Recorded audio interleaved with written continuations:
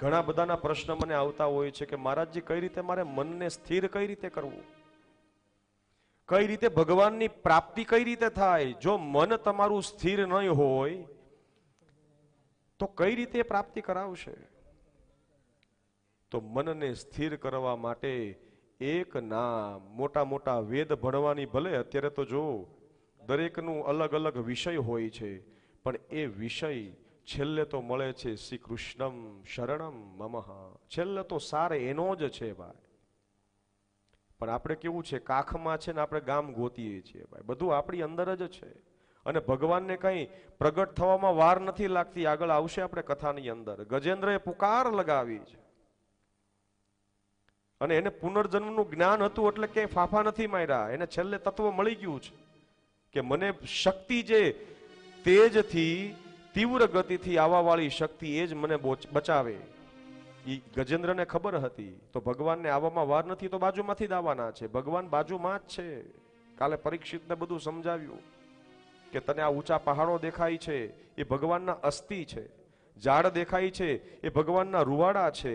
આ બધું તત્વ અંદરનું જ છે, લડાઈ અંદરની જ છે. તો પૃથ્વીનો ગુણ છે એ ગંધ છે, પછી આવે છે જળનો ગુણ, એ રસ છે. જળ હોય એનો ગુણ રસ છે. આપણા જીભની અંદર જે રસ થયા કરે છે, કંઈક ને કંઈક મનની અંદર અત્યારે આપણે હોય, તમે જોજો ઓલું શરણાઈ વગાડતા હોય ને તો એની બાજુમાં કોઈ દિવસ ઓલું કંઈ ખવાય નહીં, ખાટું મીઠું પાણી જ આવી જાય, આંબલી ન ખવાય. આ ભાવ આવી જ જાય તરત સીધું. બહુ ભૂખ્યો હોય ને બાજુમાં કોઈ ખાતું હોય ને તો આપણે એમ કેવું પડે, તું ભાઈ અહીંથી વયો જા અત્યારે, કા મને આપી દે તું. એ રસ છે. પછી તેજનો ગુણ છે એ રૂપ છે. તેજ માને પ્રકાશ, એનું રૂપ છે. એટલે પતંગિયું હોય ને બટરફ્લાય, એ સીધું જ્યાં લાઈટ હશે ત્યાં વધારે જશે, કારણ કે તેજનો ગુણ છે એ રૂપ છે. દીવો હોય કે ભડકો હોય એ જોઈએ એટલે એમાંથી તેજ આપણને ખ્યાલ આવે. પછી આકાશ, શબ્દનો ગુણ એ આકાશ છે. એટલે હંમેશા સમજી વિચારીને બોલવું. આ યાદ રાખજો, તમારો શબ્દ છે ને એ બ્રહ્માંડમાં જાય છે.